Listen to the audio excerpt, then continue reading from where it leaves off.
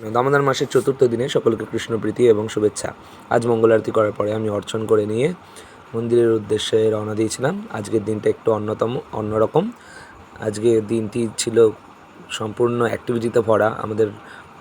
আমরা মন্দিরে যাওয়ার পরে সেবা করার পর মন্দিরে প্রসাদ পেয়ে আমাদের বীর্যগোপাল প্রভুর সাথে আমি গিয়েছিলাম আজ। তারপরে আমাদের সৌরভ প্রভুর সাথে আমরা গেলাম পানিহাটি, এবং পানিহাটিতে গিয়ে গঙ্গা স্নান করার পরে আমরা গৌরনীতায়ের ভোগ আরতি দর্শন করার পরে আমাদের গুরুত্বপূর্ণ আলোচনা করছিলাম। যাই হোক, আমরা কি আলোচনা করছিলাম এখন মনে পড়ছে না, এরকমই চলে।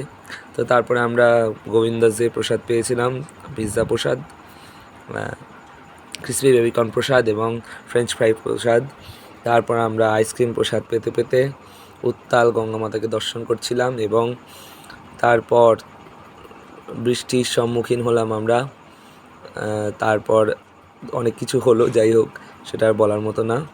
তারপর বৃষ্টির মধ্যে আমরা অনেক কষ্টে বাড়ি ফিরলাম, এবং বাড়ি ফিরে এসে আমি পড়াতে গেছিলাম, এবং পড়াতে যাওয়ার পর বাড়ি ফিরে এসে আমি দীপদান করে আজকের দিনটি সমাপ্ত করলাম। হরে কৃষ্ণ। আপনারা সকলে দীপদান করুন এবং অন্যকেও উদ্বুদ্ধ করুন দীপদান করার জন্য।